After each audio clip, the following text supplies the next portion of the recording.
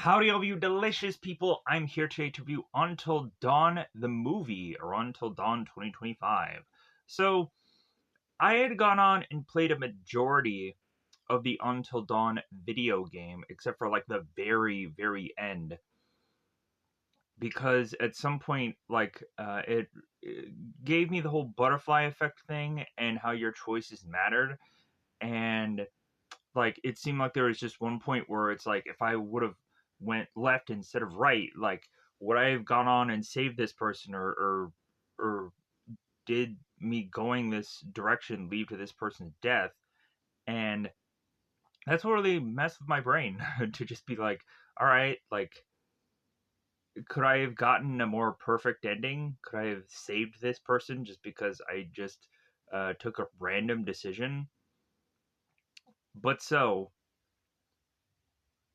when looking now at the video game and looking at the movie, we obviously go on and have two well different things, even though the game is to go on and really just be about uh, people dying in the early stages of it, and then some people going on and doing a reunion for that happening, and that leads to a number of kids all making it to a cabin, and eventually scares are to logically ensue throughout the whole entire gameplay of Until Dawn the video game.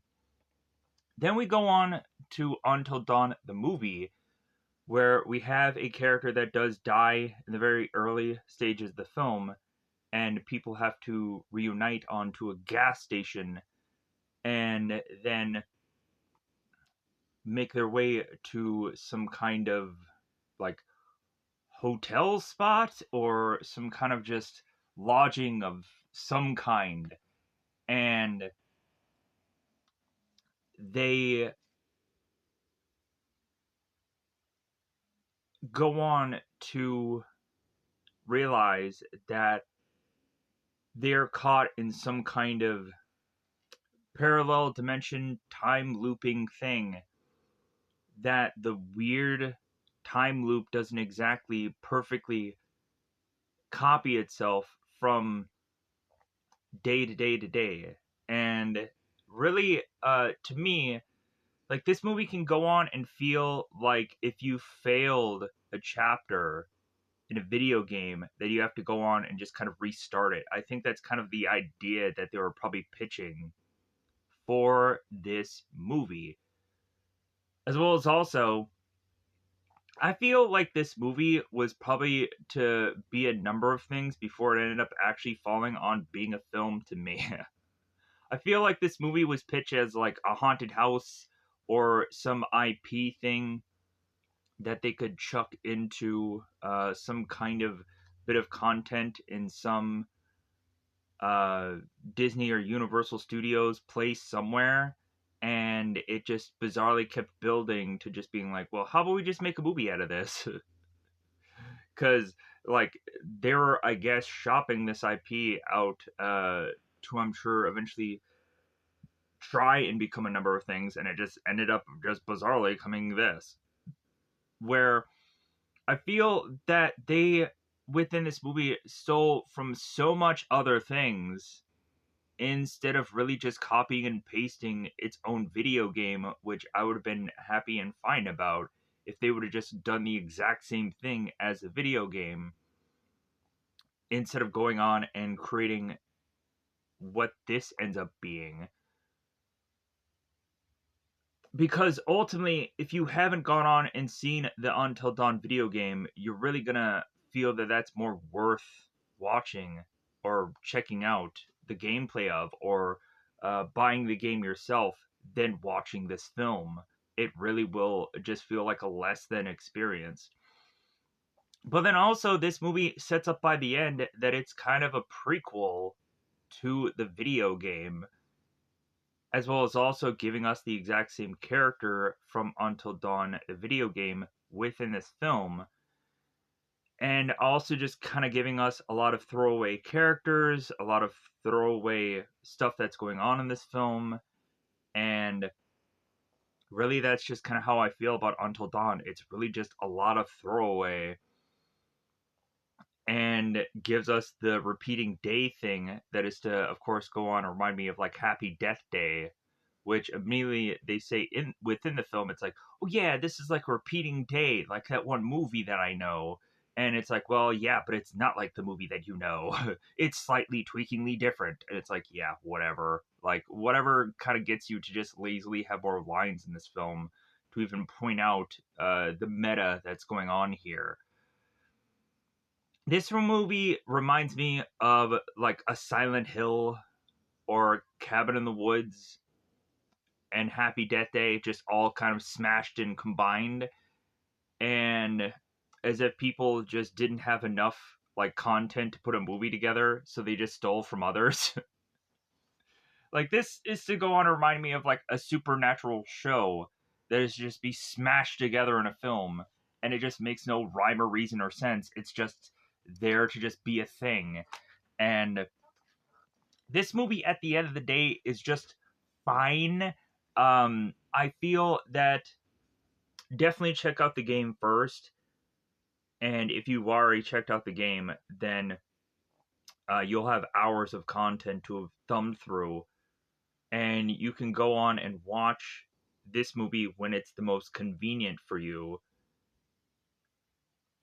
because it's just to remind people that a game exists reasonably. But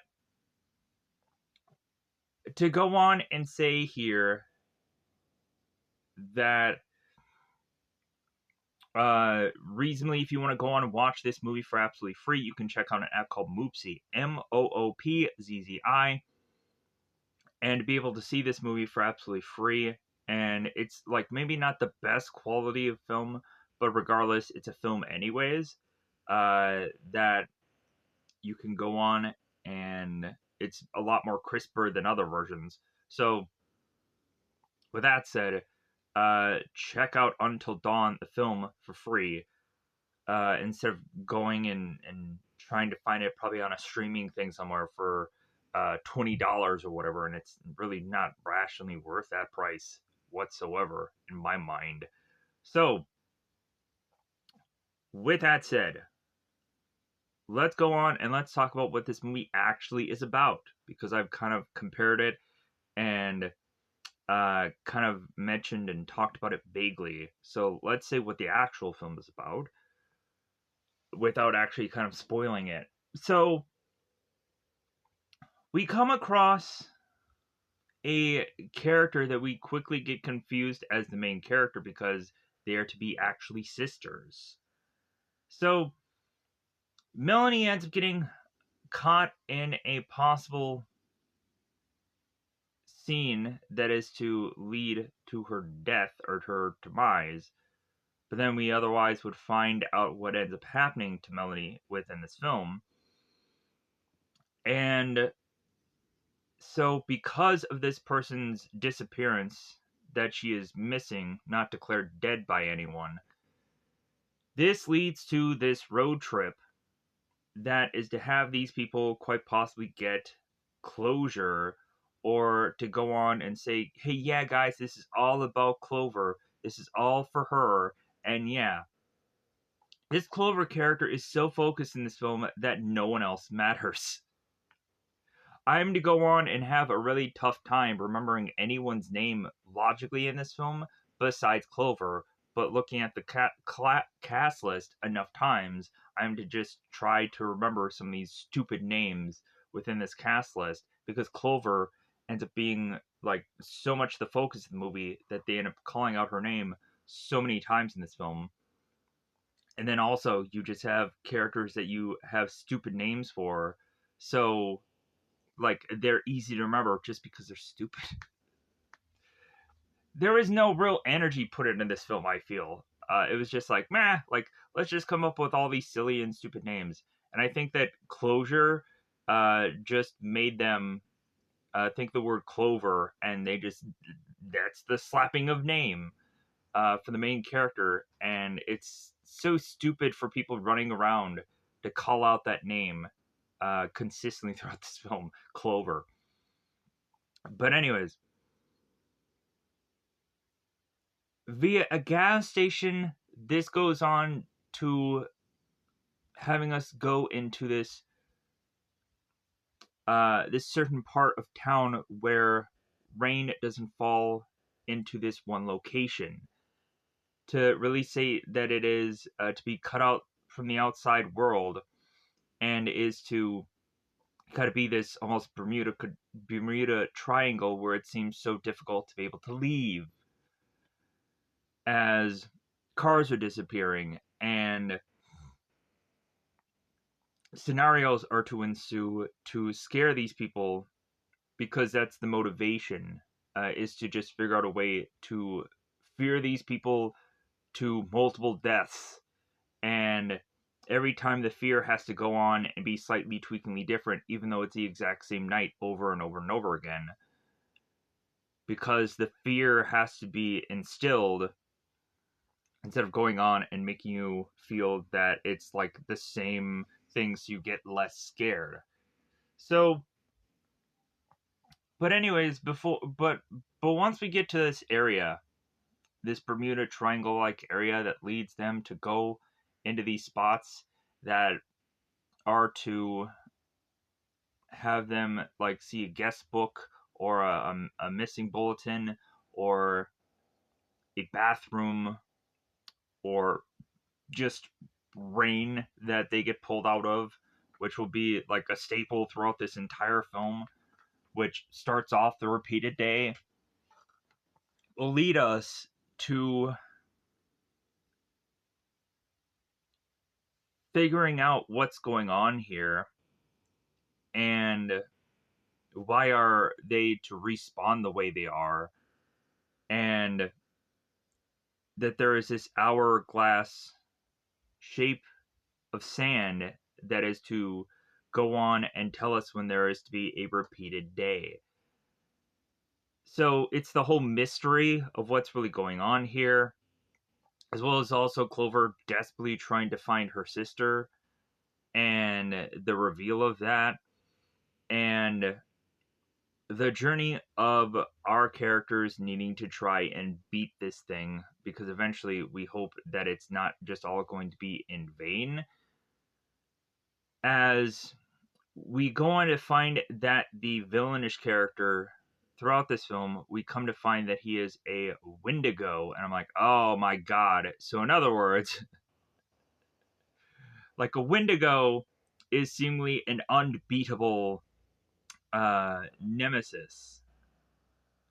And I know that because, of course, I know about the Marvel character Wendigo, or I'm to go on and also just see Wendigo through other supernatural things and just being like, okay, so you guys are basically effed. There's no way you're going to go on and just take out this Wendigo thing. And then also in the film, there's one scene where a guy is just continuously stabbing into the monster and like saying like, why can't you die?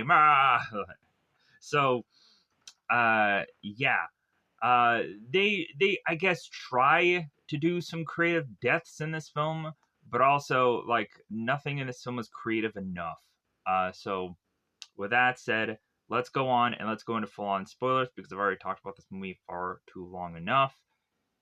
And I'm sure people can get the gist about this movie, that this movie is just fine. It really forcibly becomes that this movie is to just waste an hour and 40 some odd minutes of your life, because it's not good enough to be anything else.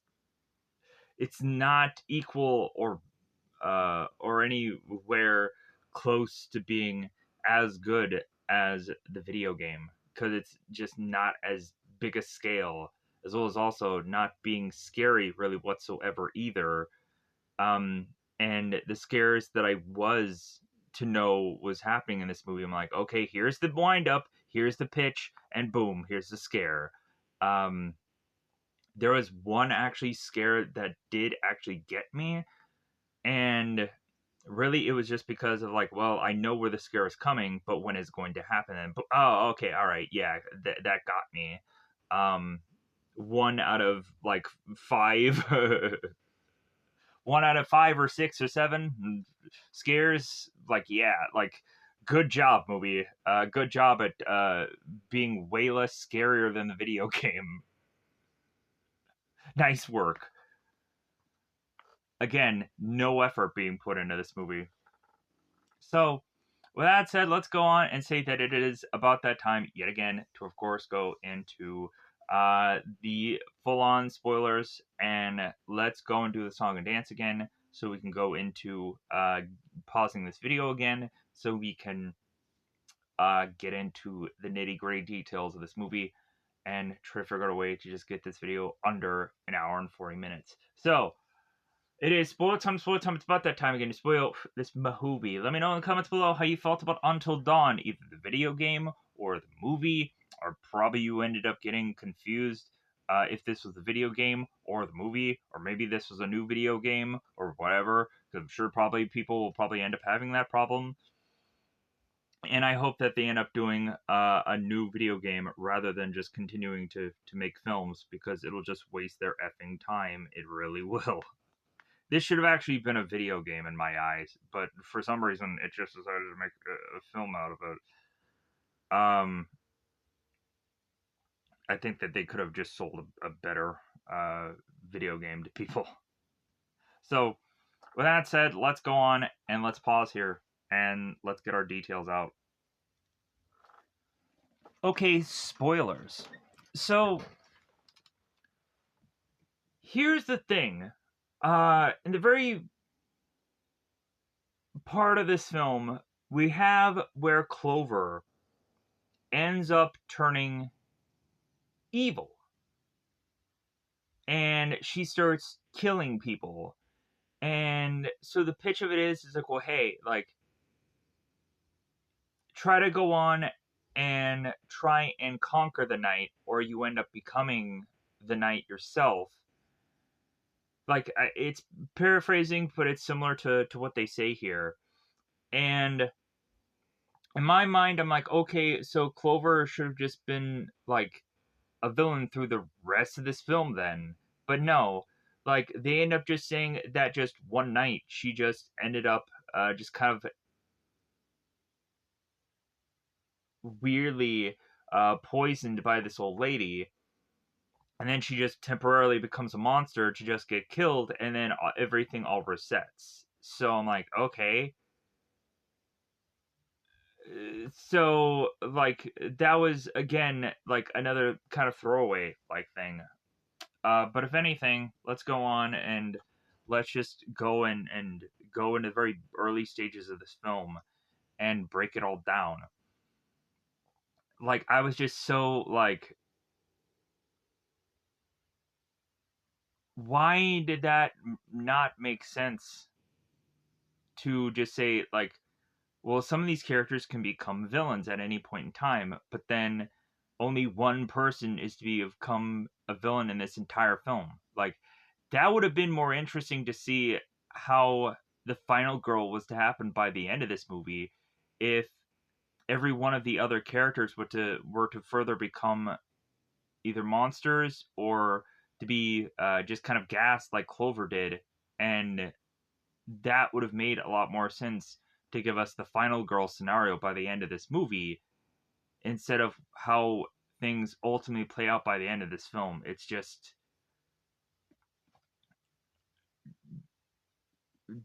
like, well, did they want to set up all of these characters to come back for a sequel? Like, I'm so confused. So, but anything, let's go back to the very beginning of this film. So, Melanie is to be underground, trying to burrow her way back from what it looks like she's burrowing out of her own grave, it looks like, as she's getting grabbed by this monstrous being that we don't really know what it exactly is, besides a Wendigo. So, because there is a more constant threat that goes throughout this entire movie that keeps popping up, and I believe his name is Psycho, because logically, I don't know about the video game enough if all of these are to all be tied into the video game, because all I know is the one Psycho character that keeps popping up through the movie. Like, that's to be fairly reminding of me, and then everything else is just like, okay, What are all these other monstrous beings that they probably just plopped into the film uh, because they just needed time to kill?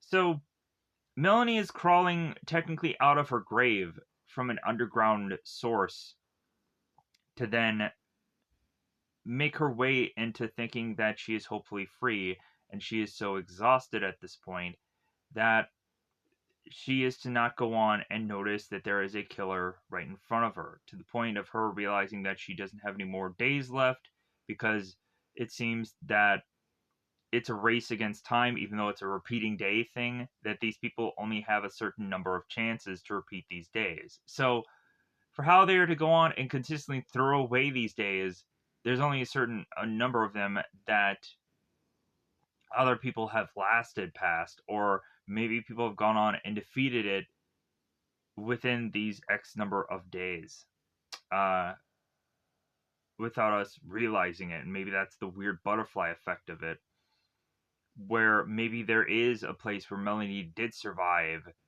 and we're just not seeing it on screen here. So, but Melanie is to seemingly be killed by by this psycho killer, and then we go into the vehicle where we have the group that is going to be the people carrying this film. And so we have Max, who is to turn to the rest of the group, and it seems that we come to find out that he has some white thing within his ear. And so did he need an earwig to get his lines fed to him? Because why does he have that white thing in his ear? Uh, because they don't case it, I don't think, any other time, or maybe he was just listening to music. I think he was getting earwig lines just because he probably didn't remember them. Anyways, so Max is going on and turning to the group and saying, it's like, well, hey, like when we get to the spot where we're supposed to get to, like, should we do this ritual? And Megan, who it seems is this psychic girl who we question how psychic she is, but then she proves her psychic ability within uh, this part of film to have these feelings and figure things out. So we're like, okay, she's psychic enough. And Megan is to be like, well, should I do like a spiritual ritual and what have you? And Clover eventually goes on to tell the group, it's like, well, hey, like my sister is missing. She's not dead. So we don't have to go on and do any kind of spiritual ritual of any kind. So we have Abe that's driving the car here that is staying to the group. It's like, well, really, all that Clover actually needs from all of this is just closure to redo what is to have been Melanie's road trip from really just running away, even though she doesn't go on and state that, like, oh no, I'm not running away. Like, I'm trying to build a new life. I'm trying to build a new world. I'm trying to build this and that, but really she's running away. So Melanie is to go on and send this message to Clover, and after the message is to be all over, Clover is to be at the location that Melody is to have done this video on. And so they state how weird it is that they are to have gone on to appear at this location 1 year after this video was sent. And so here's where they have to go on and be at this location, and they think that they need to do some kind of ritual or some kind of holding hands thing. And we have Megan who's to say how psychic that she is, and they have to kind of put a like a hole in that to help us kind of understand these backstories of characters more. So Nina and the rest of the group realize that Megan is, yeah, she's a psychic, but like there's obvious times where Megan is to really try to psychically say that things have happened when it's fairly obvious to the rest of the group that certain people had gone on to had family members who were to have an affair, and Megan still had to go on and still point that out to the group of like, yeah, I know, but thanks for being Captain Obvious. So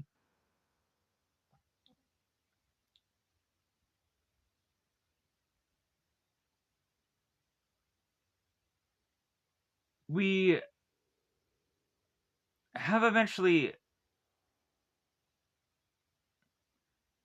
Megan, who is to want to put the circle together because it's like, well, hey, we can find some maybe residual energy of Megan, or just kind of see what we're dealing with here, and yada yada yada. So Clover's like, okay, let's go on and let's do the hand thing.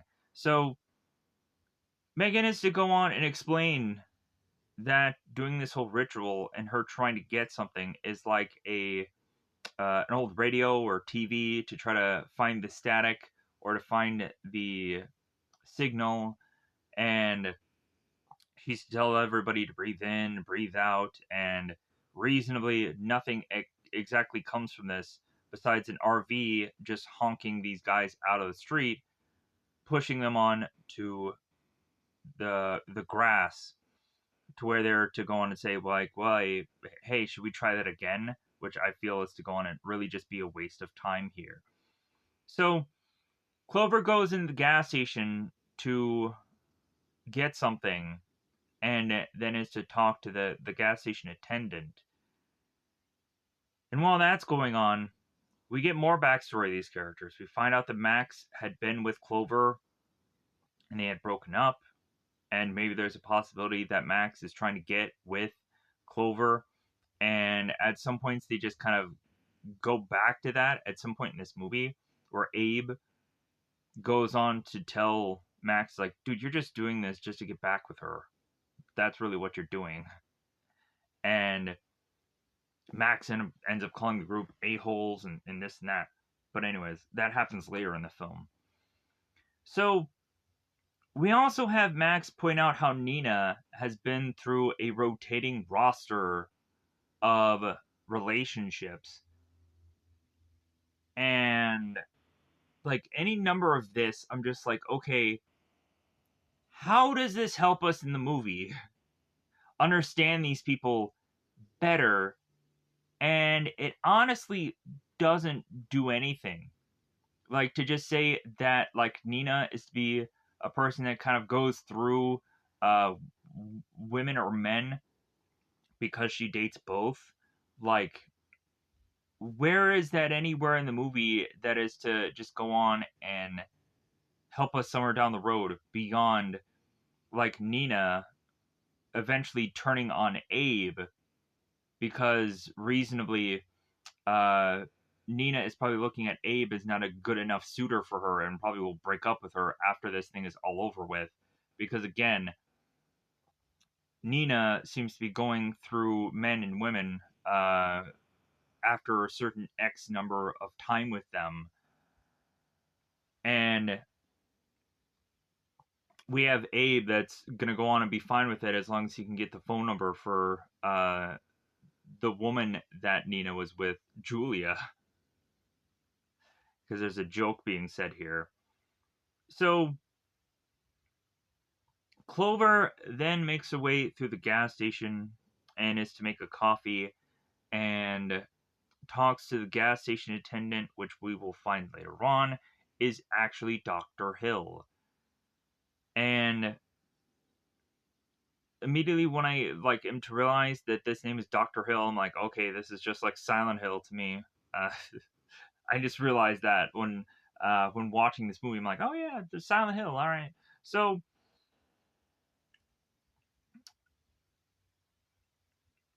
we go on to have the gas station attendant talking to Clover and saying like, well, hey, what you were doing out there, was that some kind of prayer circle? Because this gas station attendant has been working at this gas station for a very long time, year after year after year after year. And we have Clover that's like, well, hey, if you've been here for so long, like, have you seen this girl? Have you seen this girl? And we have the gas station attendant that's like, well, like, a lot of people have come to me with missing people, and that seems to be like the pattern of this town. And so Hill ends up telling Clover here, like, well, hey, just go on and make your way to uh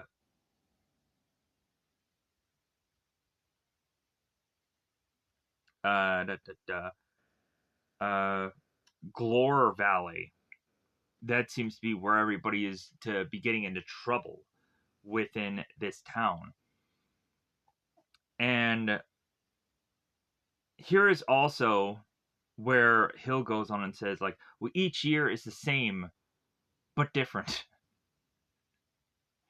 So, like, I guess we can go on and say for the video game, there is also to just be that, like, butterfly effect thing that, like, every time you can go on and kind of replay something and make it slightly tweakingly different.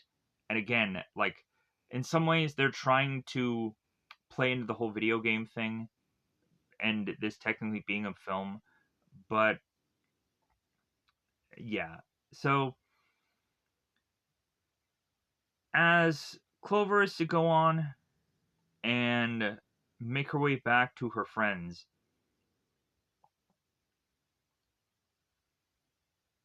they go on and they realize that this was supposed to be some kind of out of town kind of thing. And really, it's also to just retrace Megan's last steps. And we come to find that Abe is to be this psych major. I'm like, oh wow, how is this going to play into the movie? Not well enough. How is this guy going to just go on and just dissect people? And he doesn't do a good enough job of that. If anything, it seems that he goes on and turns against the majority of the group at some point, and then everybody is to not really go on and trust Abe, even though by the tail end of the movie they are willing to help him out and save him from him getting caught in the later half of the film. But anyways, so even though again he did turn their back on them at some point to just be like, well, hey, like, uh, give Dr. Hill what he wants, just give him Clover, and maybe that sacrifice will end up being the thing that keeps us alive. So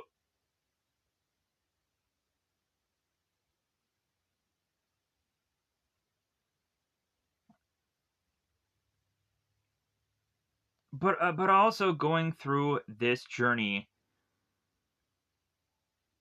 is to say, since Clover needed this, then the rest of the people needed to go with her because they do everything together. They stick together, and so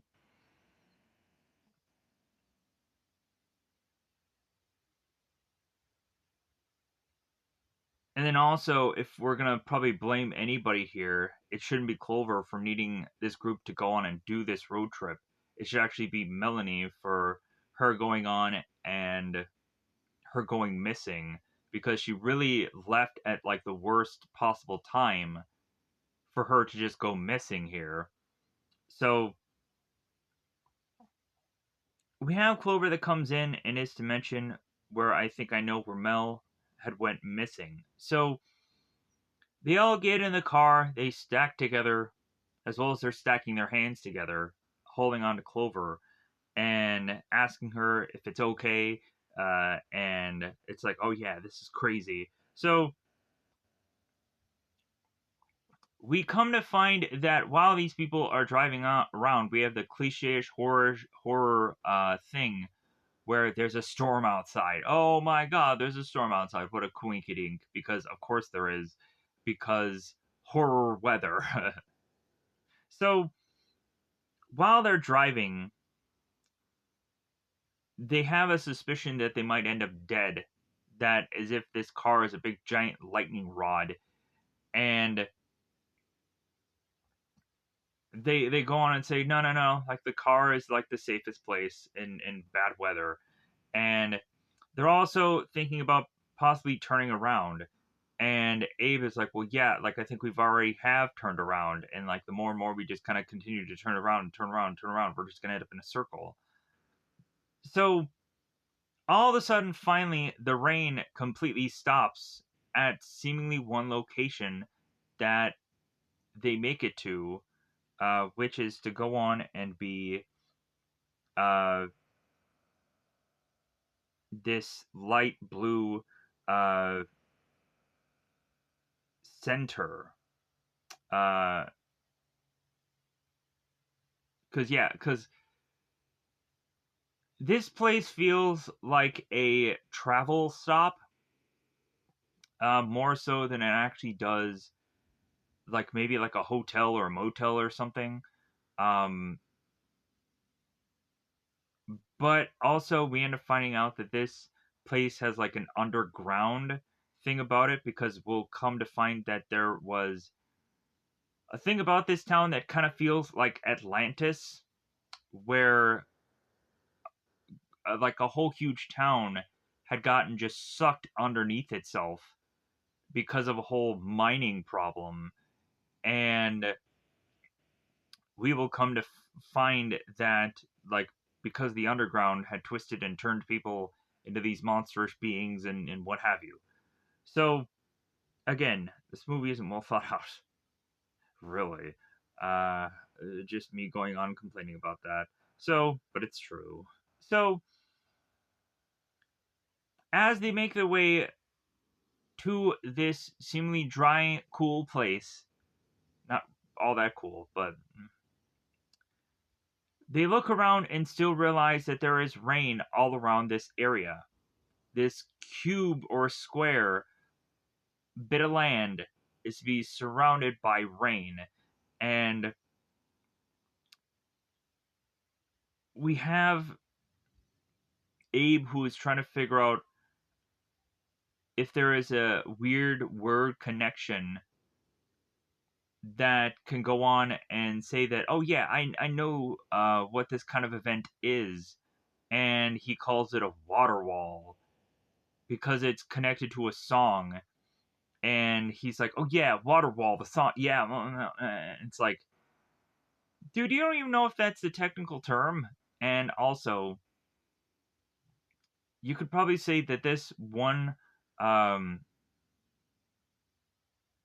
batch of land is to be cut off from everything else. So you're probably to end up thinking that this is to be some kind of weird Bermuda Triangle like thing that's cut off from the rest of the world, and you're stuck here because that's what you're going to end up having happen. So we have Megan, who, of course, is the psychic girl, and she is to realize that there is a grave made. She points out that, like, oh man, I'm getting bad vibes, and it's coming from over there. And Nina's like, great, just way to just start out our forced Bermuda Triangle trip here. So as Megan, Abe, and Nina make their way into this center, which there was a calendar that ended up saying October 24th, 1998. And I'm curious what the significance of that is. Maybe it was the release of the first game or something like that. I'm not quite sure. Uh, I think that this game ended up getting probably released way later in my eyes, but um, maybe I was wrong. Maybe it's that old of a game. I'm not quite sure. Let me know in the comments below what the significance of that date is. Then people will get some kind of weird, goofy Easter egg. So Nina goes on and states that it seems that this place does not have people to have lived in it for a number of years. But then again, also, when they eventually thumb through the guest book, they are to find other signatures besides eventually what is to be their own, because Nina is to sign this guest book.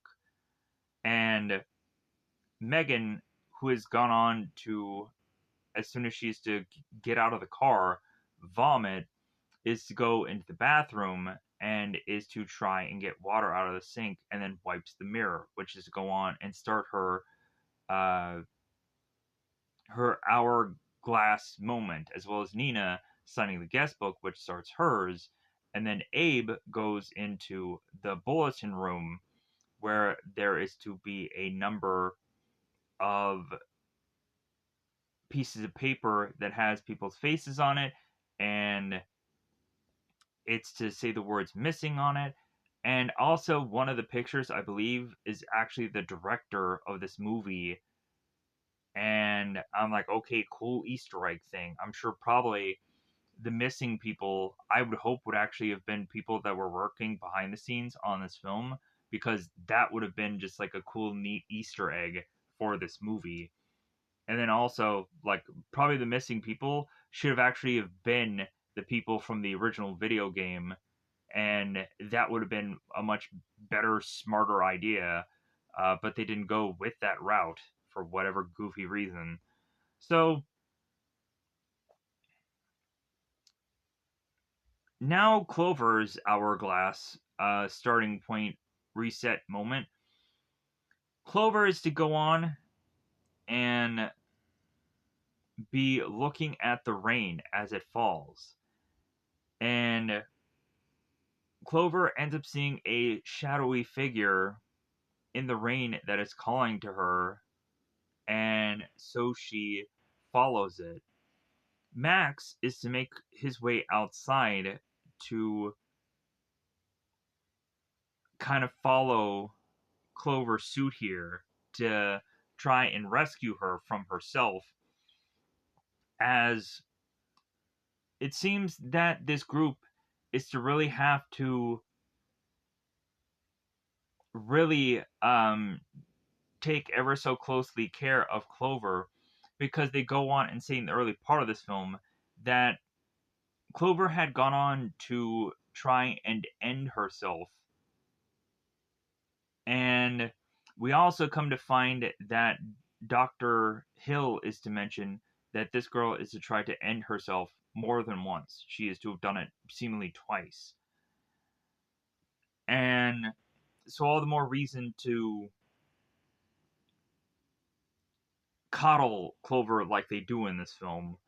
But, anyways, so Clover is consistently screaming out, trying to find Melanie. And then, when Melanie seems to be disappearing in the shadows, Max is calling out for Clover, so Clover calls out for Max. So here is where we go on and get the reset moments, and the last one is to be that Max is pulling Clover out of the rain, and Clover ends up telling Max that she thought she saw someone, and Max ends up telling Clover, let's just get inside. So we have Nina that's discovering signatures upon this piece of paper. And it is to be Melanie's signature. It's like, okay, guys, let's all go on and let's look at these signatures to realize that Melanie has just repeatedly said her or written her name over and over and over and over again on this bit of guest book. And we then go on to have Abe, who is grabbing the group to go into the bulletin room to find Melanie's picture that says missing on it. She's one of the missing. So Abe has to go on and point out here that these missing posters don't make any sense. That there's no details, there's no phone call, there's no reward, there's no nothing. It's just all like slap a face on it and slap a picture on it. and there is no rhyme or reason to just say other than that these people are missing to eventually connect any number of these things together here. But at some point, we'll have Megan, who becomes possessed, and she starts to go on and just talk about and give these people voices who are to have been the missing. And then she kills herself by snapping her own neck. Uh, and eventually, I'll go on and I'll get to that scene at some point. So, Clover makes her way into this center, and she finds her sister's signature, and she realizes that, okay, like, this bit of book ends up saying the words Glore Valley on it, so they're like, okay, we must be in the right place. So this is where Melanie had gone missing, so we have to kind of really retrace her steps and figure out if we can somehow find a way to find her here. So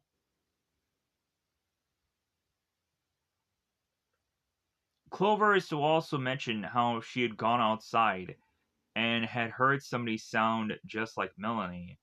And so Clover is to state that it's like, well, like Melanie has been gone for far too long now. I didn't want to believe that the person calling out to me was Melanie, but like it seems that the more and more that they are longer and longer here, the more that it actually does sound reasonable to say that Melanie is somehow still alive within this environment, somehow figuring out uh, that there may be a weird slight chance that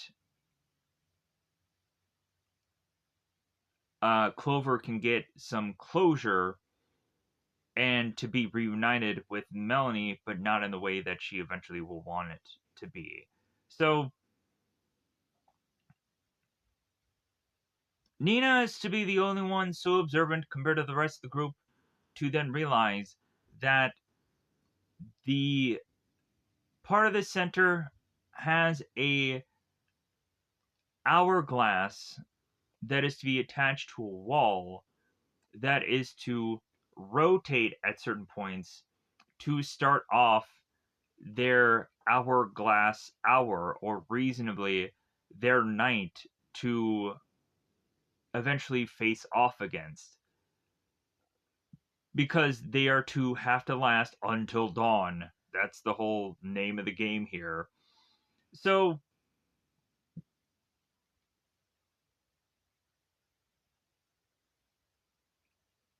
they all of a sudden are to go on and hear something from the outside, and so they're to kind of poke through uh, the uh, the blinds of this window to come to find out that someone had taken Abe's car and has seemingly commandeered it.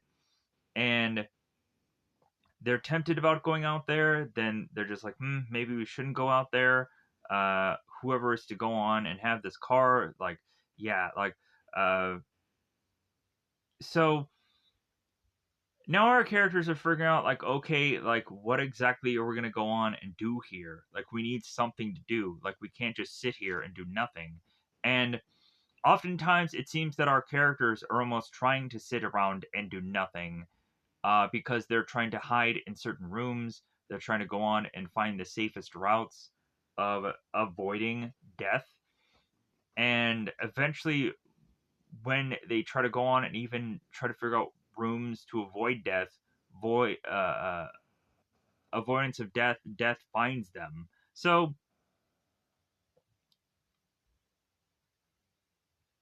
Nina and Abe are going on and talking about, like, well, hey, like, have you guys tried the phone? Have you guys tried to find a phone? Like, maybe we should go on and try to see if something works here and try and see if we can escape that way. So Megan, Max, and Clover are to find this stairwell that eventually leads them to getting to a phone. So they also come to find that there is a underground environment here that has windows.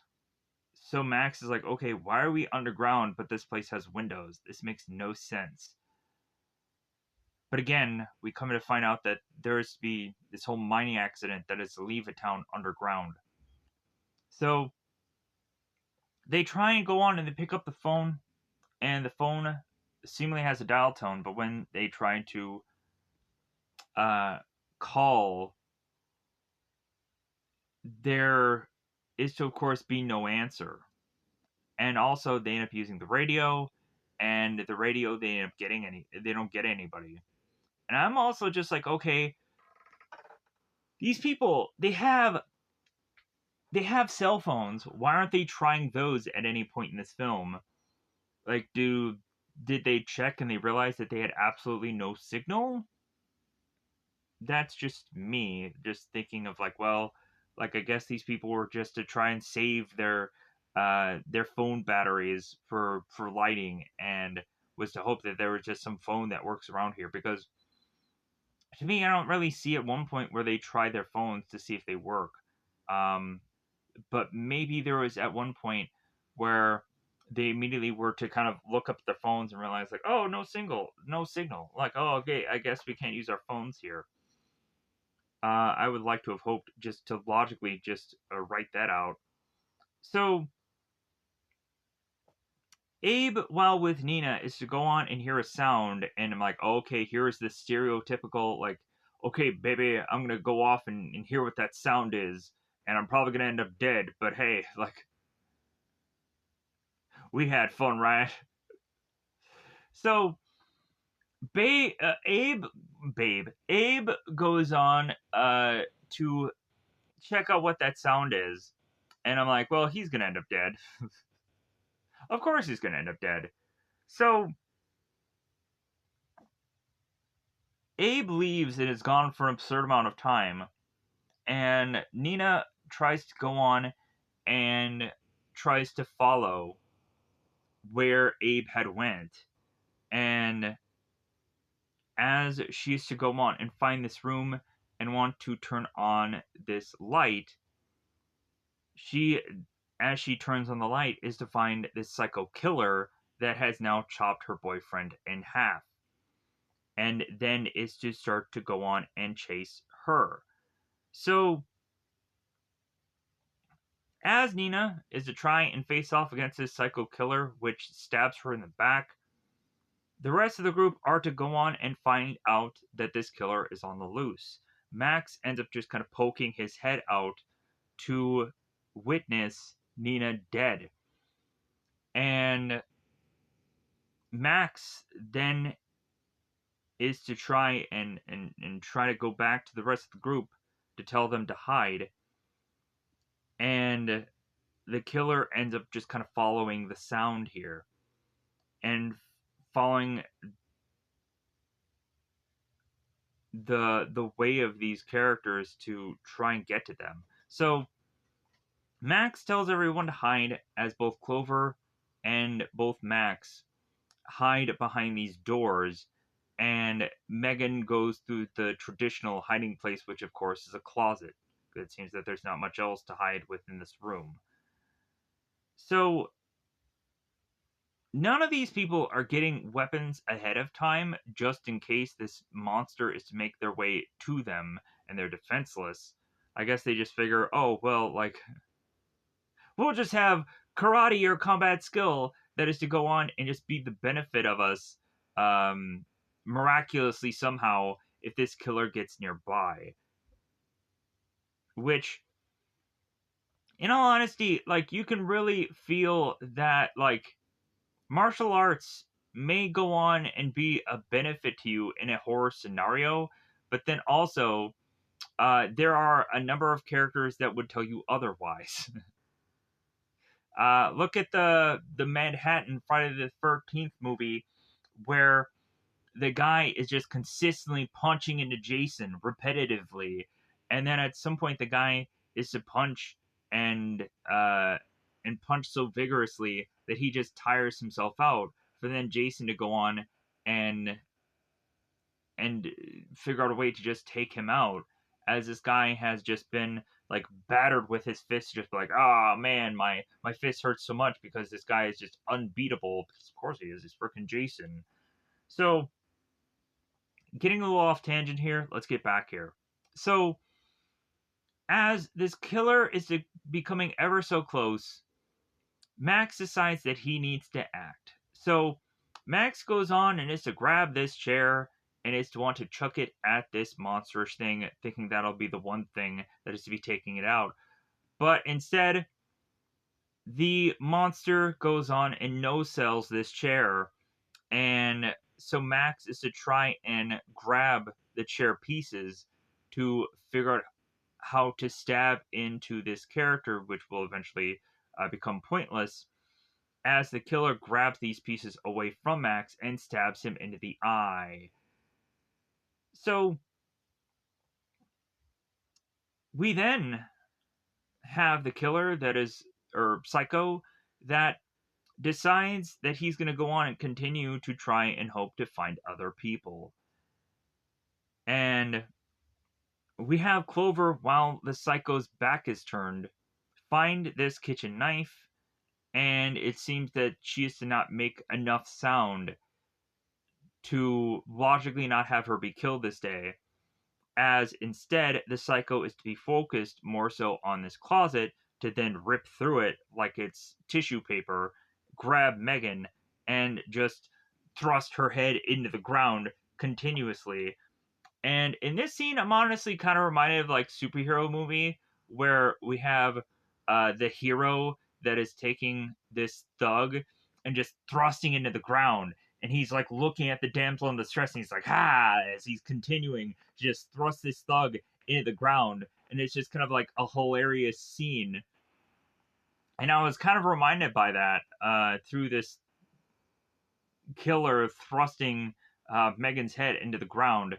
And there are honestly parts in this movie that I thought was a good laugh, and it probably should not have been, but it really basically was. So we then have Clover that comes out of the shadows and is to stab this guy into the shoulder. Yeah, I'm sure that's going to be the killing blow for this guy if we've already had a chair being thrown at him and he no-sold it. So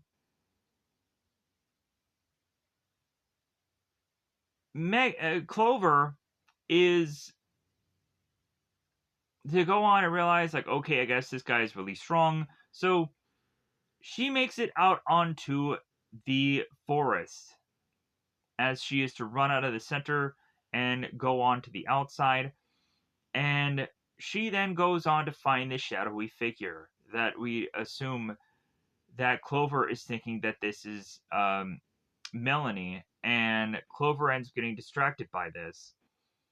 And that ends up leading to Melanie's death, and she gets stabbed in the chest. So I'm like, man, like at this point in time, I'm thinking like, okay, every single one of these characters have been killed so quickly in this film. Like I think like the first 20 to 30 minutes of this film, like people are already dying. I'm like, okay, like so there has to be some kind of mechanism in this film that is to tell us that this death or these deaths are to not matter, because it's happening so early. And that's when I was just like, okay, so like this movie is just going to be a lot of a throwaway. And so recently, I think like this movie has to go on and figure out a way to just continue to just clickbait you into it, by just making you very confused about how these people are dying so soon in the film. And it is to just say like, well, yeah, like just because it's all a throwaway. So we have the hourglass that is to tip, and we then go on and have this whole day reset. Nina resigns her name. Megan is to clean her mirror, and Abe is to be back at the missing persons bulletin, and Clover is to be re-pulled out of the rain, where we have Max turning to Clover, like, how am I still alive right now? And like, yeah, you were killed. Yeah, I saw you. Yeah, I died, and this and that. And they're trying to put the pieces of the puzzle together. They're trying to figure out what had happened. So,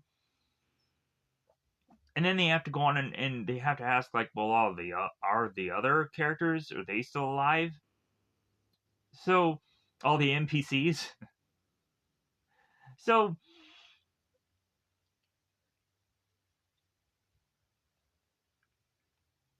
so everybody goes on to check on one another to make sure that they're all still alive. And they're all forced back into the missing bulletin person room. And now there seems to be all of their faces on all these missing posters to just be like, okay, hey, there's something connected with this board with us now. And Megan is to go on and say, yeah, like, whatever this thing is, like, it's getting stronger, like, I can feel it. So that this thing has some kind of weird hold on us. So here's where we go on in this movie, and they're realizing that this is kind of like Happy Death Day or Groundhog's Day. And Max even goes on and says, like, well, yeah, there's a lot of kind of movies like that. And I guess we're going on and doing like the same idea, but not the exact same thing. Because again, it's kind of like what Dr. Hill had said before, where it's like, well, yeah, every year is the same, but different. They're just kind of reiterating that in a lot of ways here. So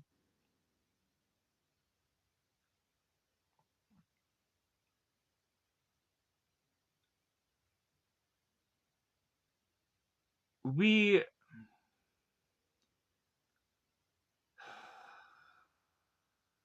we go on and have a sound of a door consistently opening, which then leaves our group to thrust to where this door is being opened and try to keep it closed. And they're putting kind of certain items to kind of wedge it to keep it closed. And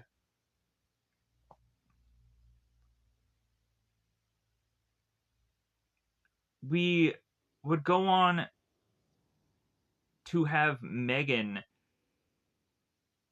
state that tonight is to go on and feel differently than times before. Also, Megan at some point is to start losing a bit of her hair. So, uh, but Megan is to state that things are just kind of getting worse. And Megan is to start to just jostle and fall into this chair, and her eyes are rolling into the back of her head, and they're all trying to figure out what the heck is going on. As all of a sudden, all of the lights turn out. I'm like, well, yeah, just your classic horror film of like, well, yeah, we need the lights go out and a person goes missing. And so, what is to happen here? So, we go through all this effort for them to get out of that missing persons room just for them to go on and end up right back there, which I'm like, okay, like, from a filming perspective, like, you guys just wasted just a lot of time just for them to actually just have gone on and just been in that missing room scene anyways, that they could have just gone back there and done the whole scene that they were trying to do all in one fell swoop. They wasted more time. You could have edited out this whole scene where they go and they try to hold the door open, because the door opening, or the door continuing to try to close scene, like, does nothing. So they make their way back to the bulletin room for now Megan to have these black eyes. And so at some point we come to find that these characters, if they don't defeat the night and last until dawn, that they become one themselves. And Megan seems to be one of those that is to seemingly be possessed, and controlled by these entities, and the spirits are kind of latching on to her, and she is pointing to all of them and kind of having us know every bit about these missing people, even though they will have no real connection to this movie whatsoever, unless they are to be some kind of monstrous thing, which we won't quite easily have all connections to besides Megan. But anyways, so Megan is to go on, and after she is to like say what all of these people are to say within their ghostly spiritual brains, she then snaps her neck and then dies. And she, before she dies, is to also feed people this warning. So as as Max is to go on, and even though Megan is dead, think that maybe they should go on and try to do something with Megan's body. They're like, hey man, don't touch her. Like, she's possessed. Maybe we'll go on and we'll get possessed ourselves just because we touch her. And Max is like, it doesn't work that way. Like, you have to go on and you have to be just kind of attuned to being possessed, or you have to be just kind of weak in faith or something like that. If you've ever gone on and seen the Conjuring movies, yeah, like they eventually express that in a number of ways in the Conjuring films, that you just have to go on and be like acceptable to enter uh this person into you, and it's not quite as easy as they make it seem, and in like the early films of that, but then later it's just so easy. Anyways, moving on. So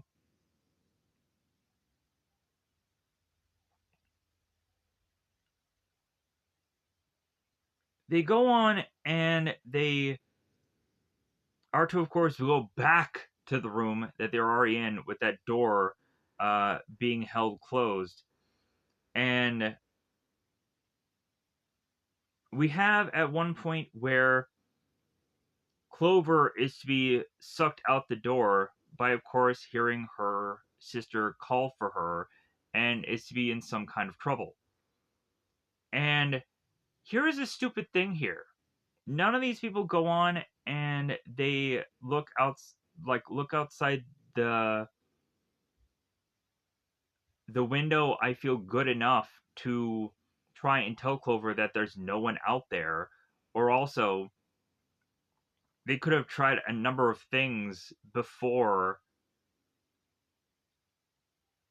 really being sure whether or not that, like, Melanie is really out there. Because eventually, when Clover opens the door, she ends up just kind of getting sucked out.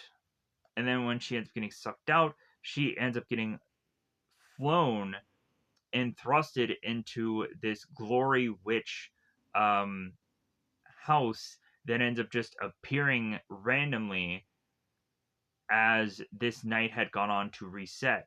So every time that there is to be a night reset, there is also to be a completely different atmosphere outside of this center building. So Clover ends up getting thrown, and the rest of the group ends up getting thrown back into the center, and the door closes. So as Clover is to be desperately asking for help as she's getting dragged into this new home that they're in, and then she ends up getting thrown into it.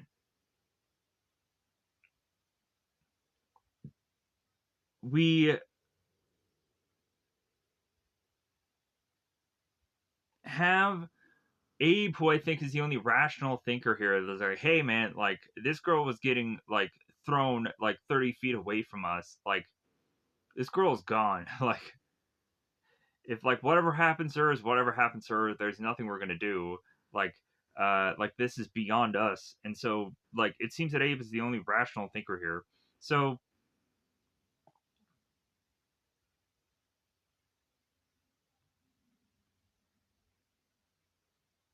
Abe is also thinking that maybe they should try to figure out a way to leave this place to try and get help. And we start to have people twist and turn and ask, like, well, hey, like should we really go on and just leave Clover behind? And should we uh really just try to leave this place now to just try to save ourselves? And here's where we go on and say from Abe that the only reason why Max is here is to just get back with Clover, and Max ends up calling or calling. Max ends up telling both Abe and Nina here, it's like, well, hey, like, considering for how brief you guys' relationship is, how about you go on, you just, both of you, just F yourselves. So,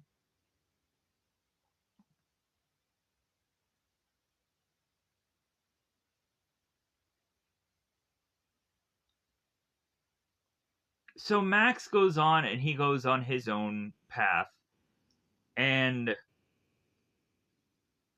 Abe turns to Nina. It's like, well, hey, we're just gonna go on and we're just gonna get help here. We're just gonna leave so we can save ourselves. Because Max is just gonna obviously go on and get himself killed, and probably so is reasonably uh, Clover here. And here's where we start to see that Abe is just kind of turning on the rest of the group, and Nina is to just kind of sniff that out and just being like, well, like, uh, here's where like the ascension in the ranks starts to happen. So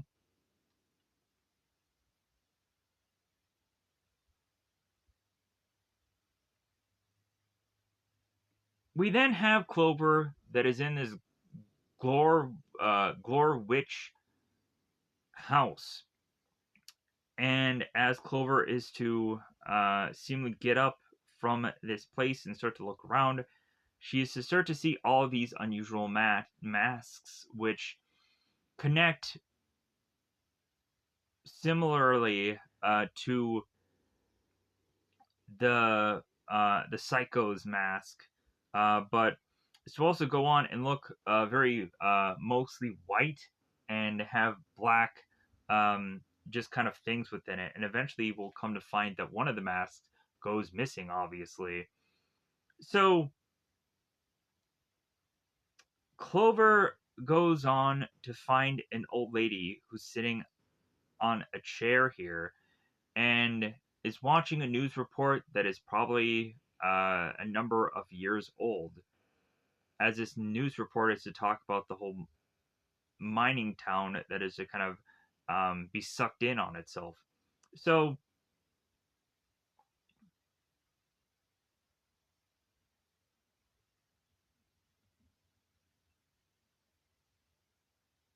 we go on to have Max making his way out of the center to try to follow Clover's footsteps. And Clover is to go on and try and talk to this old lady, and this old lady is to get up from out of her chair and is to go on and say you either survive the night or you become part of it yourself. And so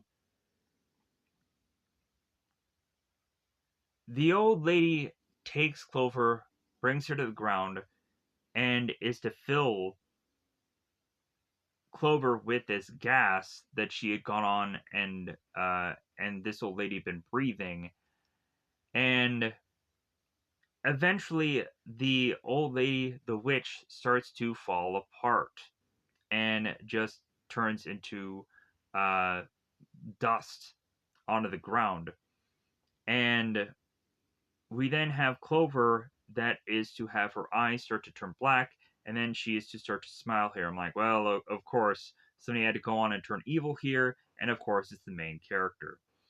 So, Max has this front door open for him as then he continues on to try and follow Clover.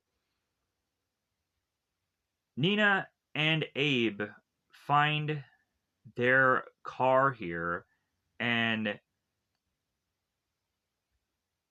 we have Nina that is stating that she doesn't want to leave her friends behind, and the door of this car goes on and gets locked, and Nina is thinking that Abe had locked the doors. So we go on and we start to have this car drive away here, and all of a sudden we find that uh that Abe's face is going to end up getting a little bit of a slice through it, and Abe is going to end up dead here. And then Nina is to, of course, realize that Abe is now dead with the blood that is to be splattered upon the window. And she then realizes, of course, that she is going to go on and be next here. So Max makes his way into the witch's home to find the uh, the leftovers of the dusted witch, and Max goes on to find a number of pieces of paper that have these drawings of a werewolf and a bunch of other uh, kind of supernatural pieces of paper here that mean absolutely nothing. Of course they do. And so Max makes his way through this witch's place, and at some point we find in the background that a mask is missing. So Max makes his way into this doll room that has all of these kind of baby doll heads, and has a dollhouse, and eventually it seems to be looking like a child's room that has this rocking chair that continues to keep rocking. And then at some point when Max turns, the rocking chair is to be slightly tweakingly different, with a clown that ends up appearing on it. And so Max is to grab the clown, kick the clown, and by this time, we then have someone appear from behind Max, and so Max kind of quickly turns, and Max realizes that it's Clover, and he's like okay, like Clover, like what are you doing? And Clover ends up going on and slicing and killing Max because, of course, like Max is very much like not understanding what exactly is going on, and he dies. So Clover then goes on to head outside of this witch's home to then get hit by this car, and she ends up kind of smashing into the windshield, and we find out that the psycho guy is driving this car here, and so he stops. Clover ends up falling over, and Clover dies. So even when you're a villain in this part of film, you eventually will figure out ways to just get killed also, if you are to be doing this whole repeating day thing. So even the killers have no real uh like, I guess, code or something like that. It's just like, oh no, no, no, like this person is still gonna have to reset. So again, we have Nina who signs the name, Megan cleans the mirror, and here's where we start to find that Megan is losing her hair, and the hourglass thing is to reset, as again Abe is back at the missing people's bulletin. And again, we have both Max and both Clover back where it was raining. So the two of them go on and are drawing the conclusion, both Max and Clover, that is this just going to keep repeatedly happening. So at this point, they all go on and they stack a bunch of furniture in front of a bunch of doors, and they all head into the bathroom, which, yeah, makes a lot of sense because I guess this would probably be the strongest room in the center.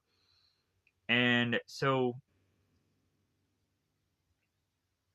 within the scene here, like they have to go on and remind everybody now that survive the night or become part of it yourself. Um, so we have Abe that is just desperate to hope that something works in this place. And so he turns on the sink and he gets a thing of water here. And here is the goofy fun part of this film that I laughed at because I'm like, this is so stupid.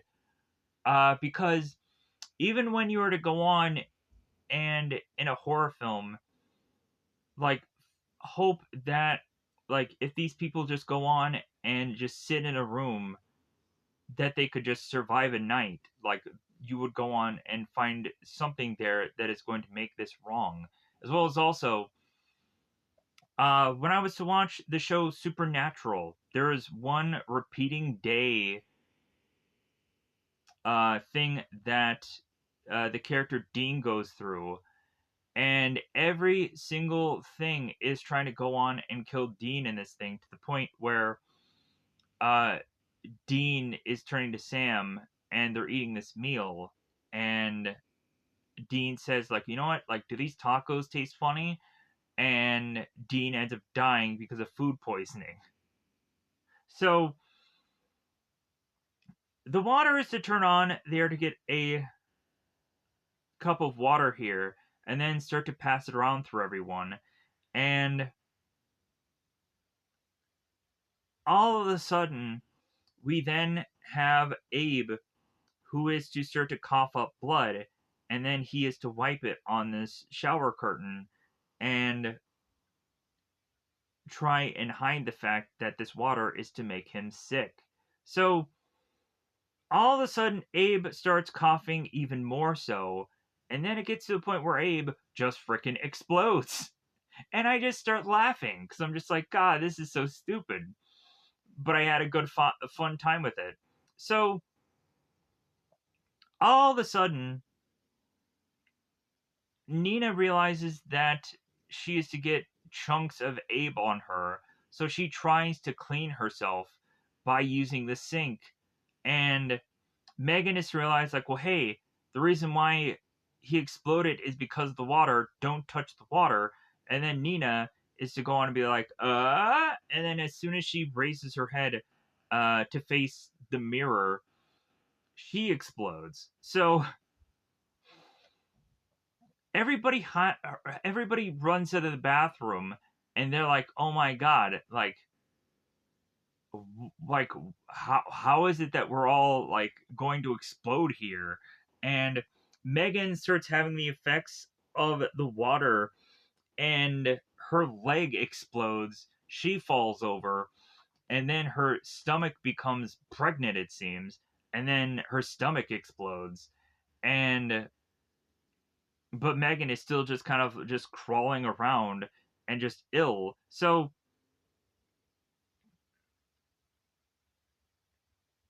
at some point, one by one, like as Megan finally just go on and die here, Clover then turns to Max and saying like, "Well, hey, just kill me. Like I don't want to die like they died. Like I don't want to die from explosion. And also, like we really need to go on and we need to kill ourselves because the hourglass is almost up." So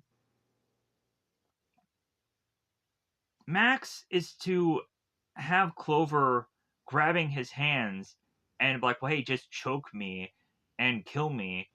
And Max is like, well, I can't do this. But eventually he'll get up the courage to kill Clover later on. So,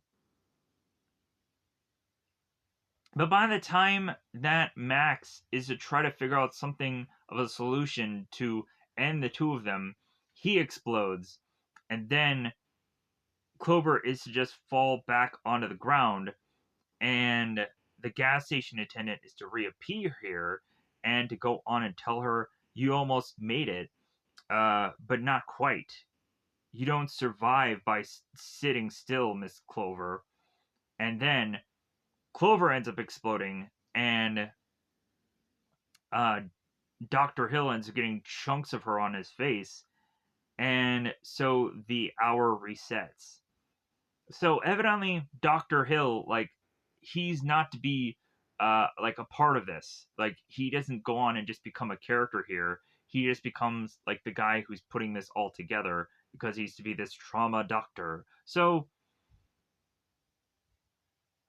things reset here, and so all these characters are now all back into this room together, and we're starting to have people go on and check themselves to see if anything new is happening. And Megan is to look into this mirror and find that she's getting seemingly brand new teeth from coming out of her mouth. And so she's going on and checking with everybody, like, anyone else getting like brand new teeth? And Nina's like, well, how many teeth should we be getting? And Abe is like, well, an equal amount. So here's where they go on and actually start to do some investigating work. So they start to make their way to where the phone and the radio was, and they find out that there seems to be a number of IDs here that are all to be connected with Dr. Hill. That he used to have seemingly a number of different things here that are to be attached to the town in some ways. So they go on to read this newspaper that is talking about the mining collapse and how it had gone on to kill 1,100 people. And that's where they put the pieces together of this disaster strikes, and that this town has kind of just been sucked into itself. And that's why they have windows underground, because there is to be um, this whole just underground tunnel thing going on here, tunnel system. So Nina is to find out that there is to be a door here that doesn't quite make sense because it's underground. And so she says that it's like, well, hey, like, this part of this house must actually be the front door. But Abe is like, well, hey, but we're underground. So, like, this makes no sense that this is actually to be some front door. So, at one point, Clover does go on and, or no, Nina does go on and open this front door to see if maybe this is some kind of answer, and it's to be just this long stretch of tunnel, and it is to kind of scare Nina to the point of her reclosing the door back up again, being like, yeah, I don't think that's the answer. So really at this point they're trying to go on and figure out what kind of weapons that they can use to defend themselves. And Max goes on and thinks that maybe there's a possibility that they should be grabbing a Bible to defend themselves. And Abe is like, that makes no sense. Like, you're having a Bible to defend yourself against a masked maniac. Like, this makes no sense. So,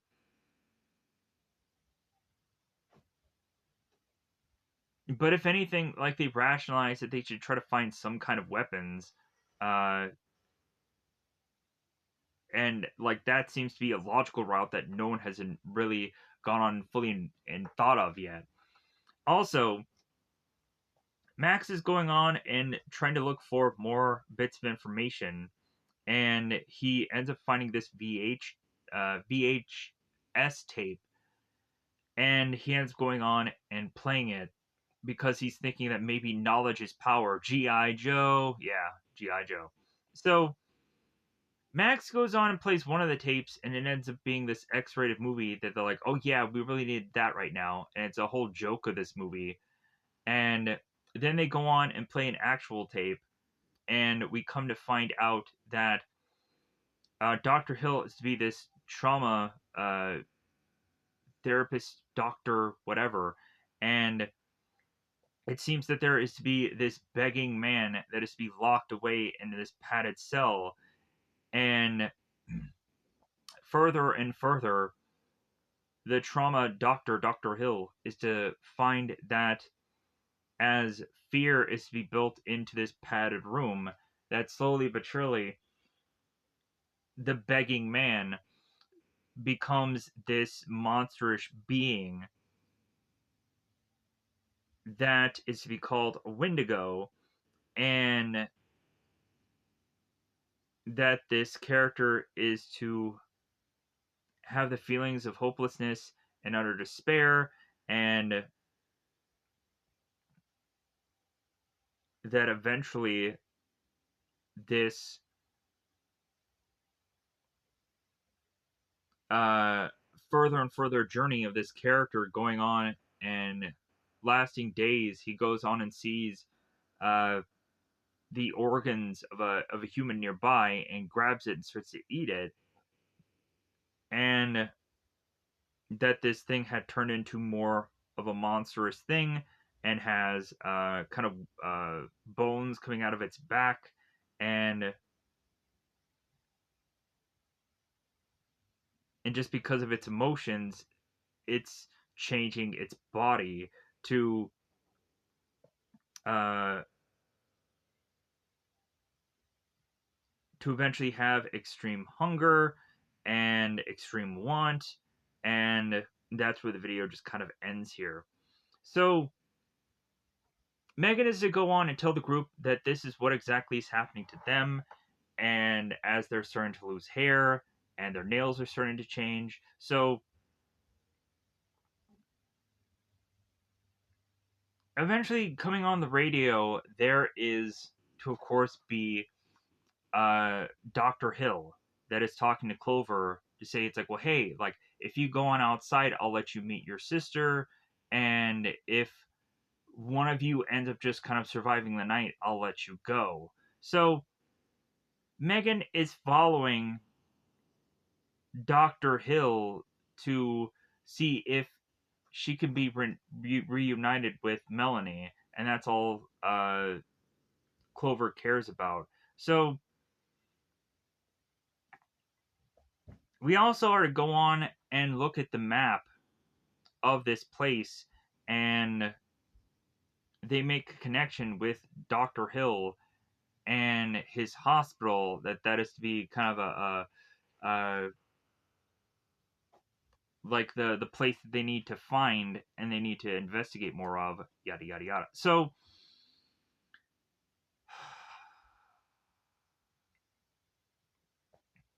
we I'm trying to like quickly go through this as much as I can. um Here is where Abe goes on and tells Clover, yeah, go out there and find your sister and talk to this Dr. Hill guy, and we'll just kind of let her go out there. And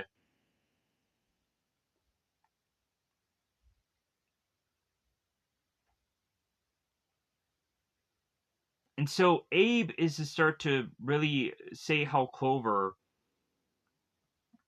like really deserves if she gets killed or not, and that Abe is starting to cut himself off from this group to really just say like, well, hey, if there can only be one survivor, then it's gonna obviously like we're gonna have to start pinning ourselves against one another to like, well, who's gonna be the last one left? And it's not definitely gonna be Clover, it's gonna be one of them. And Nina ends up stabbing at Abe in the back, and it's like, well, it's definitely not gonna be you. So Max and Megan are supposed to go on and uh try to find Clover here. And Nina tells Abe, it's like, well, you better hope that they find her, because then you'll survive. So Clover goes out there to end up finding a bear trap instead of Melanie, and then eventually Clover is to start to get reeled in via this bear trap. So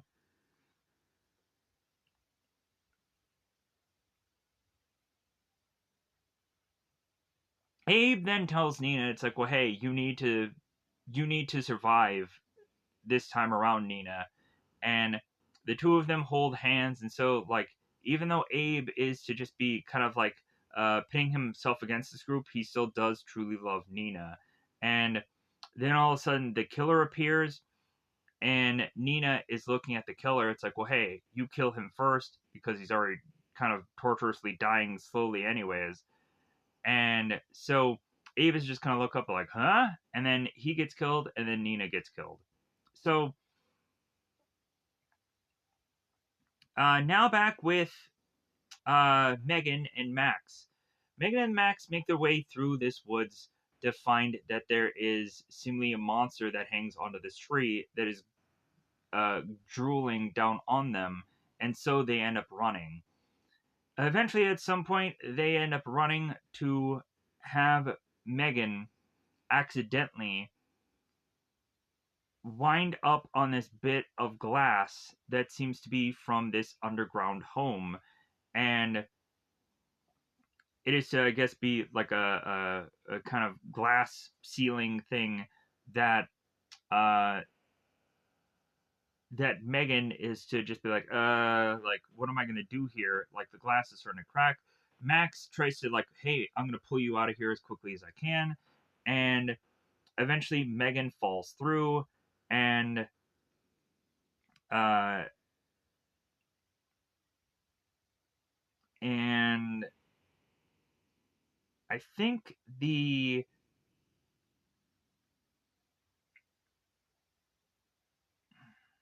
I'm really gonna speculate here. Uh, so Max just has to just kind of run off after this, and is to chase off against Clover, or is to run to Clover, because I think at one point, uh, there was the killer that was chasing after them, and I think at one point there is probably a problem that leads to Megan crashing through the glass, and I think that the killer had something to do with it, but I'm not quite sure. I don't quite remember exactly. Uh, but anyways, Max finds Megan, or Max finds Clover, and is to try and free her from this bear trap. At some point, like when he frees her, like he re traps her into this trap, and she's like, God, it's like, and Max is like, I'm sorry, I wasn't strong enough. So we figure out what happened to Melanie. Melanie became a monsterish being, and she appears here, and so we get that closure moment that uh, that Clover so desperately needed, and it's to find out that her sister became a monster. So by the time that the monster gets ever so close, Max is to open up this bear trap and is to then toss the bear trap onto Melanie's face. So Clover and Megan, or God, Clover and Max are to run off here, and here is again where Clover is to turn to Max and say, like, well, hey, we need to go on and we need to do ourselves in, because we need to repeat this day again, because already so many people have already died at this point. And so Max goes on and cuts the throat of Clover, and then he is to go outside and he is to see the dripping of rain. So he grabs, or dripping of rain, the dripping of like water that is coming down from off of the place that they were. So he starts drinking it, and then he looks at the monster, and then he goes on to explode, and then we have a scene where it's a flashback.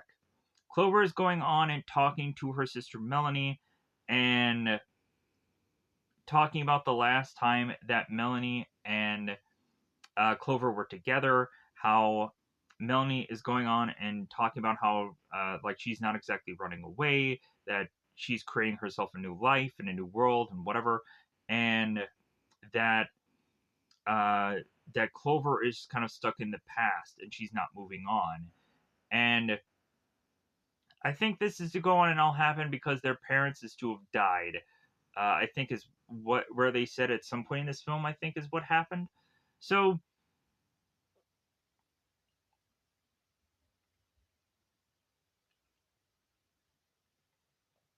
So Melanie leaves just to eventually become a monster, sadly enough.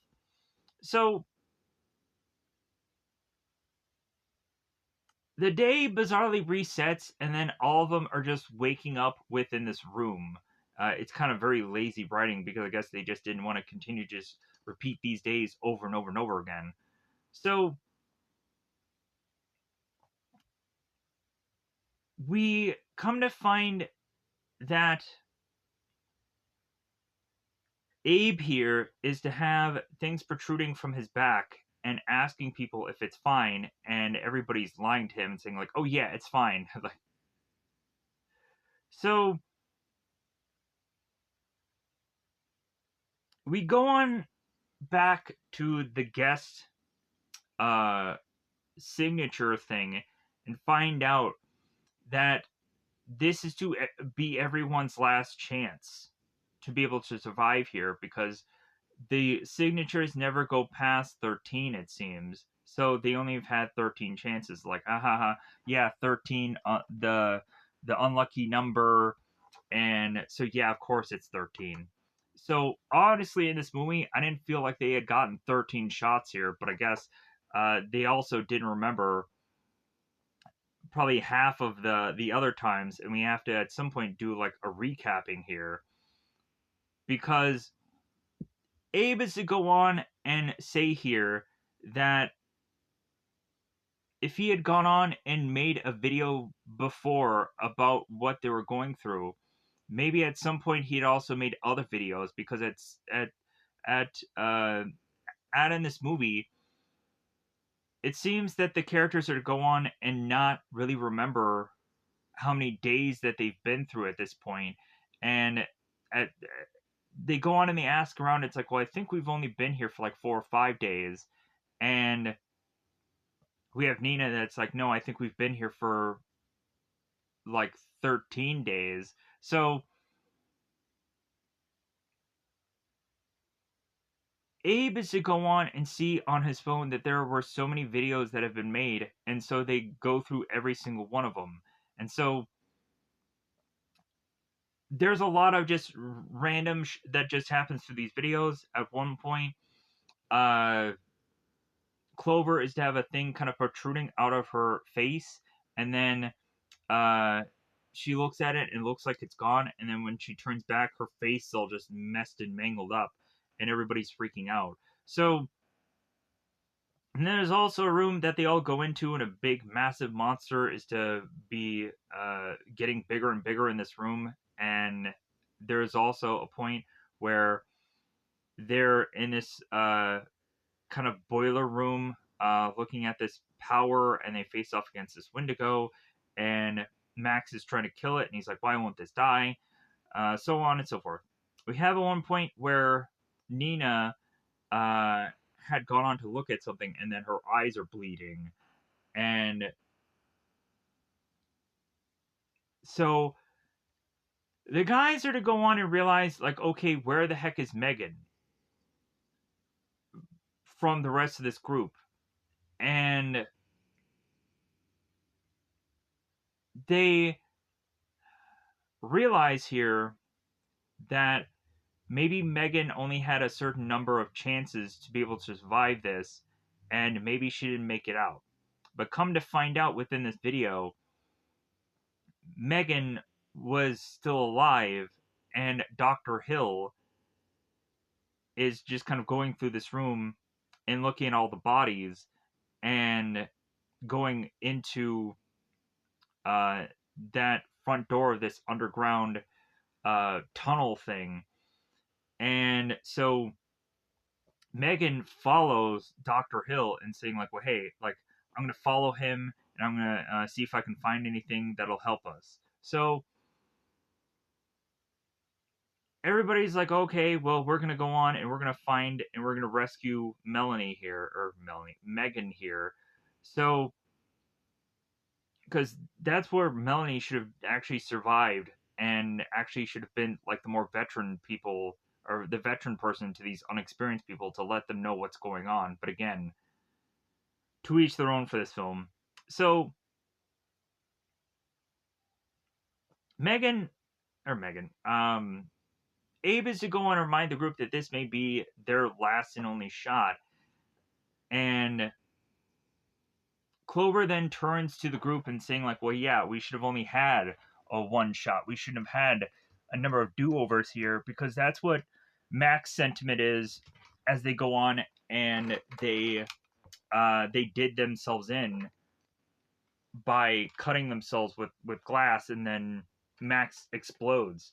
That them only getting one chance at life is to make it seem um, more important. So they go on and they head through this tunnel, and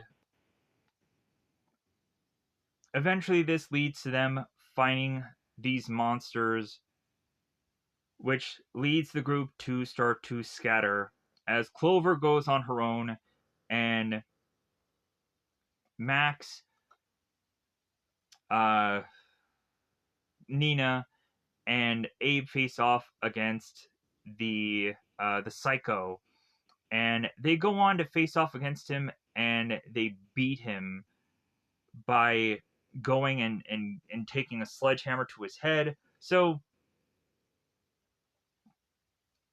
Clover ends up meeting up with her sister, who is again now this monstrous being, and Clover at first is to try to go on and convince her sister that hey, it's me, and Clover is then forced to fight against Melanie and and and stab Melanie uh with a piece of like wood or metal that is laying onto the ground that is sharp, and so Clover turns to Melanie. It's like, well, you know what? I love you, Mel, but I'm getting out of this hellhole. So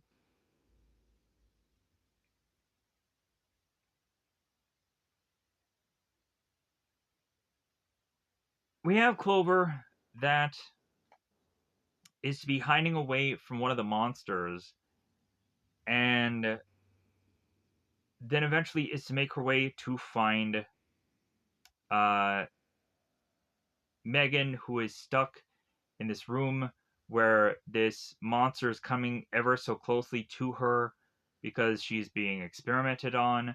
So Clover then finally goes on and finds Dr. Hill here. And so Dr. Hill goes on and explains that Clover has been a really interesting patient, and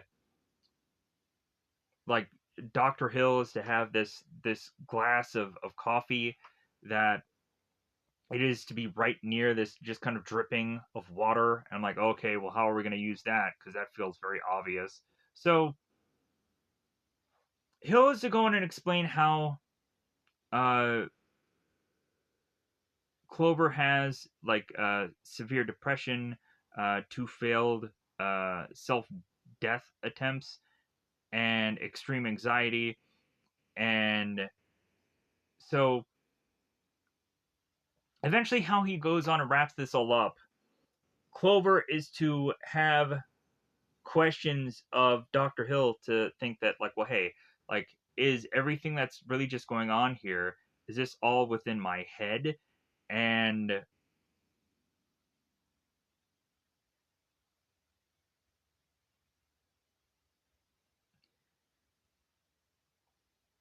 And so um God, let me pause here for 1 second.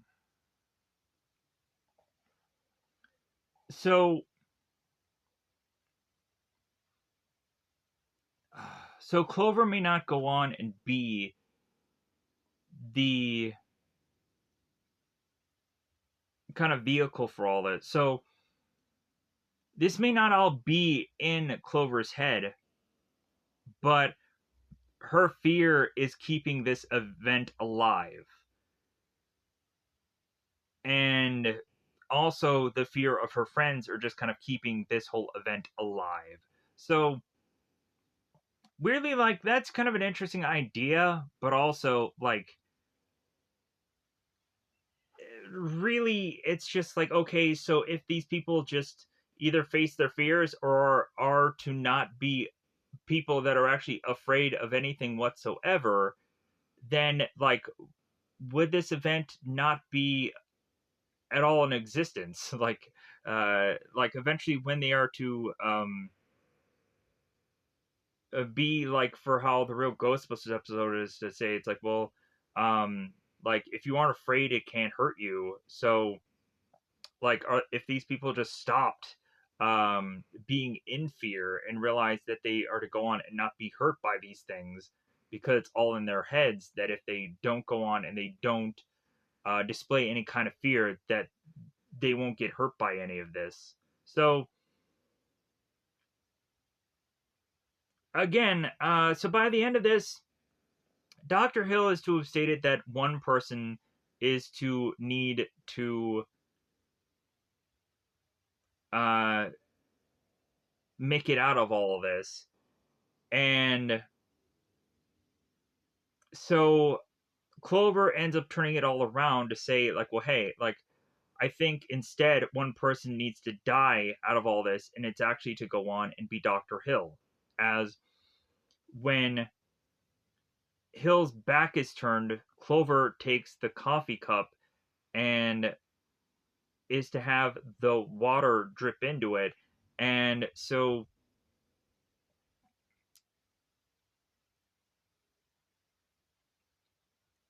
Hill has to go on and say someone always has to die. And Clover turns to Hill and saying, like, well, yeah, this time that person has to go on and has to be you. And Hill explodes. So we now go on and have Clover grab the keys uh to free Megan here, and they all start running out of this place and are now scrambling to find out that there is a bunch of monsters that are all falling behind them. So we have Nina that's like, all right, hey guys, this way, let's go. So eventually, one by one, every single one of them are trying to dig themselves out of these graves, and they're at some point getting grabbed by these monstrous beings. But at some so, but they're of course just kind of like, okay, let's pull these people out. So finally, as they're all getting pulled out and they're surviving until dawn, the car reappears. Everything, it seems, is to be like, okay, you have defeated this thing. And so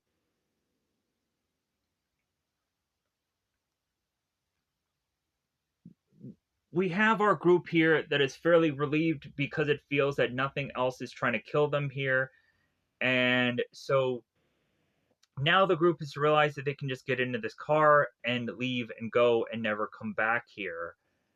And that ends up being the wrapping up of this film and also the wrapping up of this review, so I get the heck out of here. The last thing that we end up also seeing is that there is camera footage of what is to have gone on and been uh, this area, and then it switches to go on and be uh, the environment that is to be similar to the video game, and is to just kind of be a nod to that, just be like, aha, yeah, like this is to go on and eventually set up that there's going to be a whole new environment to say that there's going to possibly be a sequel. But if anything, if there isn't, then it's just a nod to like, hey, well, the video game exists, so check that out. So with that said, I'm gonna get the heck out of here. Goodbye, everybody. Goodbye, everybody.